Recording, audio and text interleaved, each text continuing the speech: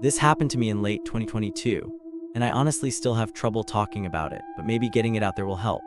I worked as a night shift security contractor at the White House, mostly responsible for monitoring exterior feeds and walking the perimeter at odd hours. Before this job, I thought the idea of anyone actually breaching White House security was pure fiction, until I lived through something that made me question everything I believed about safety and control. It was early December, the city was freezing, and the grounds looked almost peaceful under a thin sheet of snow. That night was supposed to be uneventful. I clocked in at 10 p.m., grabbed my radio, and did the usual checks: communication lines, battery backups, emergency procedures.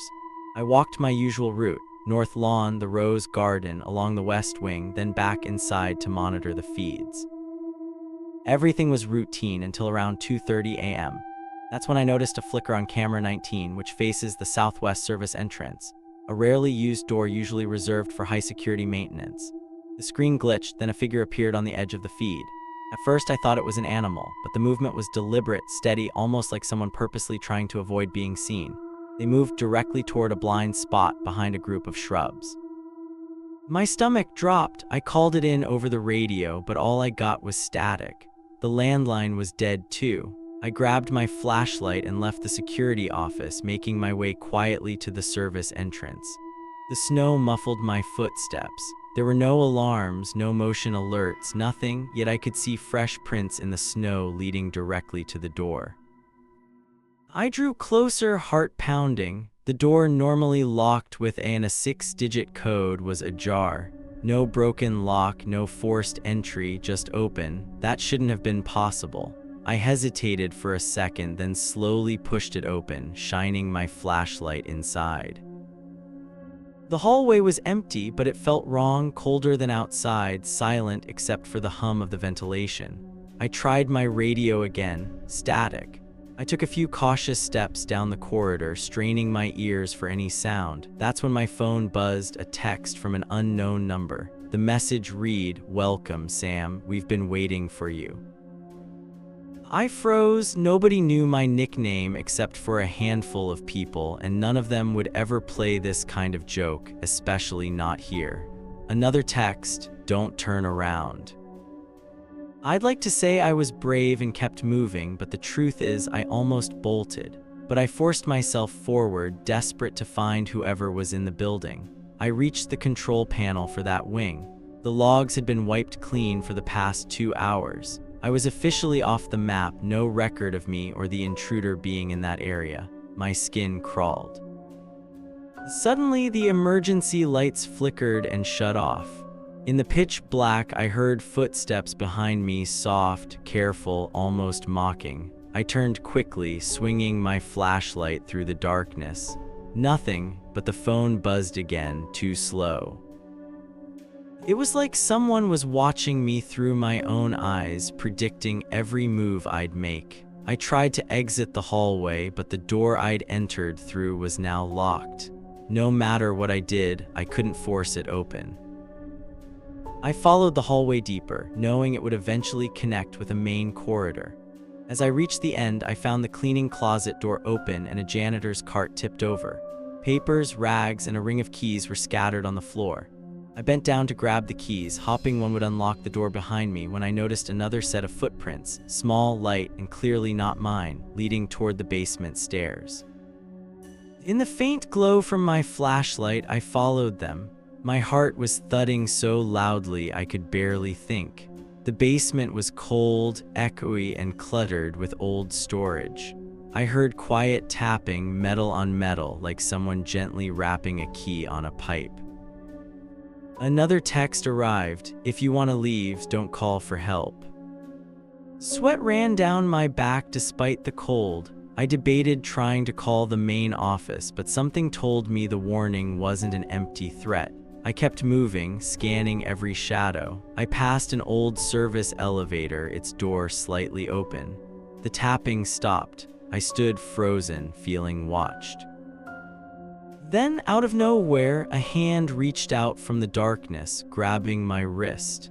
I yanked back, nearly dropping my flashlight, but no one was there, just empty air and the faint echo of laughter that seemed to rattle in the pipes overhead. I made my way to the far side of the basement, using the ring of keys to try every locked door I could find. After what felt like forever, one finally clicked open. I stumbled into a supply room, slammed the door shut, and slid down against it, gasping for breath. For 10 minutes, I just sat there listening. Nothing. No footsteps, no laughter, just my heart pounding. When I finally gathered the nerve to open the door and retrace my steps, the hallway was clear. No footprints, no janitor's cart, no sign of anyone. When I got back to the security office, the cameras were working again and my radio buzzed to life. The logs still showed nothing unusual. When I asked the other guard if they'd seen anything weird, he just shook his head. The next morning, I filed a full report attaching the weird texts and describing everything that happened, but I never got a follow-up. The only response was a terse message from my supervisor: security issue resolved, no further action required. I still get chills thinking about that night, and the texts never really stopped. Sometimes, late at night, I'll get a message from a new number. "Did you miss us, Sam?" I changed jobs after that. I thought the White House would be the safest place in the world. I was wrong. If someone can get in that easily and toy with the people paid to keep everyone safe, what does that say about the rest of us?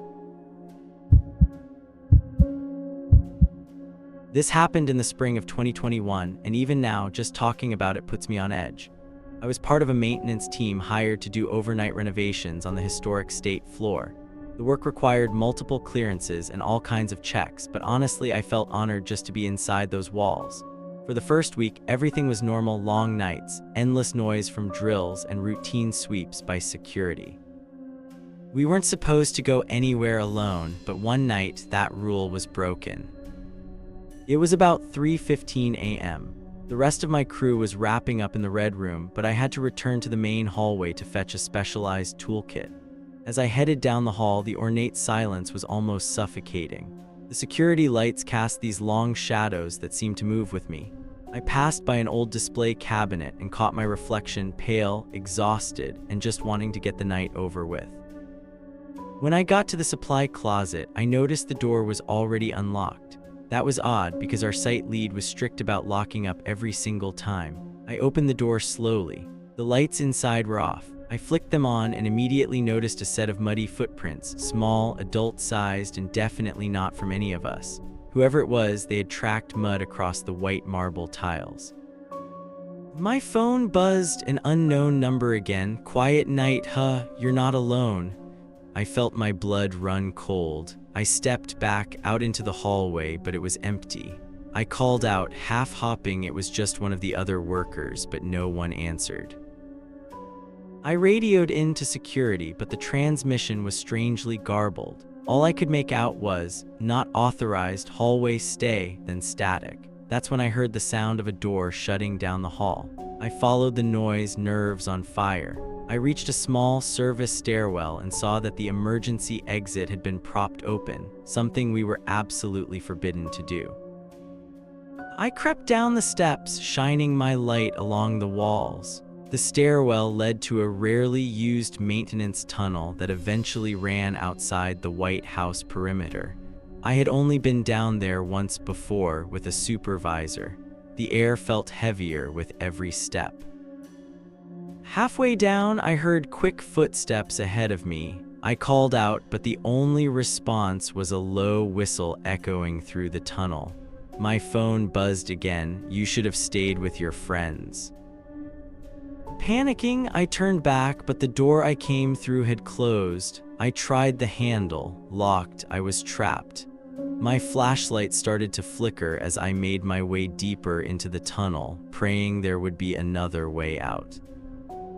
I found a junction room with a single, old security monitor, still working somehow. On the screen was a live feed of the main state floor hallway. I could see my oblivious going about their business. Then, out of nowhere, a dark figure appeared on the screen, standing behind one of them for just a moment before vanishing off camera. My phone vibrated. Now you know. The feed on the old monitor died, replaced by a black screen with a single word: run. I sprinted down the tunnel, heart hammering. After what felt like an eternity, I found another emergency door. By some miracle, my badge opened it, and I burst out onto the south lawn, gasping for air. Security found me there minutes later, looking like I'd seen a ghost. When I explained what happened, they checked the tunnel and the security system. The feed was gone, erased. The muddy footprints were gone too, mopped up or vanished. I'll never know. I made it through the rest of my contract, but I never worked alone again. Sometimes I still get those strange texts late at night, usually after a long shift, always from a new number, always reminding me, you're still not alone. No one should ever feel unsafe at the White House, but I learned firsthand that safety is never guaranteed, not even in America's most protected home. This took place in the summer of 2023. By that point, I'd been with the Secret Service for almost 5 years, stationed at the White House as part of the nighttime surveillance detail. If there was one thing I'd always believed, it was that the White House was basically impenetrable. But the events of one night made me question everything I thought I knew. My shift started at midnight, and as usual, I did the rounds on the south lawn, checking the fences, gates, and camera positions. The air was muggy, the DC heat clinging to everything, making even a breeze feel heavy. It was a little after 2 a.m. when I first noticed the motion alert on my handheld device, Zone 17, right by the old garden wall, a spot with historic bricks that had always been tricky for sensors. Usually these alerts were nothing, a raccoon or sometimes a rabbit. I glanced at the feed and saw what looked like a person, crouched low and moving with intent, not the nervous energy of wildlife.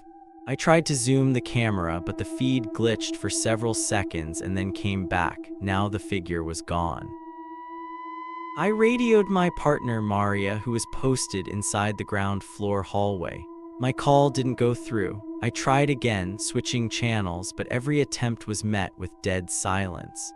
I headed towards Zone 17, keeping low, moving carefully. As I got closer, my phone buzzed, another unknown number. Don't be a hero tonight, Mark. My real name? Only a handful of people even knew I was on shift. I looked around, searching for the figure, my hand on my sidearm. Then the phone buzzed again. Check the old tool shed. I'd passed it earlier that night, locked and untouched for years. I scanned the area and saw the faintest sliver of light leaking out from under the door. I radioed for backup again, nothing. The knot in my gut tightened as I approached the shed. The padlock was missing and the door was cracked open. I pushed it with my foot, bracing myself for anything. Inside, it was almost empty except for a single phone buzzing with unread messages sitting on a dusty workbench. The screen lit up as I stepped in, behind you. I spun, gun drawn, but there was only empty darkness and the sound of the wind through the broken window. My heart was pounding. I called out, but no response. I checked the phone's messages, photos of me walking the grounds earlier in the night, even one of me standing right outside the shed. Someone had been watching, close enough to snap pictures without me noticing. I left the shed fast, scanning every shadow, trying to spot any movement. As I crossed the lawn, my earpiece finally crackled to life. Mark, you there? We've got movement on the east fence. Maria's voice sounded shaky, almost panicked. I sprinted that way, adrenaline flooding my veins. When I reached the fence, the cameras were out, but there was something more chilling. A single, small child's shoe lying in the grass. I radioed for a sweep, but the signal cut out again. I bent down to examine the shoe, and that's when my phone buzzed a third time. We're inside. You're not the only one on watch tonight. I scanned the grounds again, feeling truly helpless for the first time in my career. We eventually did a full sweep, found nothing. No one on the cameras, no more motion alerts, no explanation for the missing padlock or the shoe. After that night, the texts didn't stop. Sometimes they'd arrive in the middle of a shift, nice tie tonight. Other times I'd get them at home, sleep well, Mark, always from a new number, always untraceable. Internal investigations turned up nothing. The official story was technical malfunctions, wildlife, or overactive imaginations. But the reality was simple. Someone had been on the grounds that night. Someone with inside knowledge about the schedule, the blind spots, even our personal routines. I transferred to a different detail a month later. I've never felt truly safe since then, and I don't think I ever will. I used to think the White House was untouchable. Now I know better. Security is an illusion, and sometimes the scariest part isn't who got in, it's knowing they might never have left. If you think you're safe just because of walls and cameras and codes, I'm here to tell you, you're not here, not anywhere.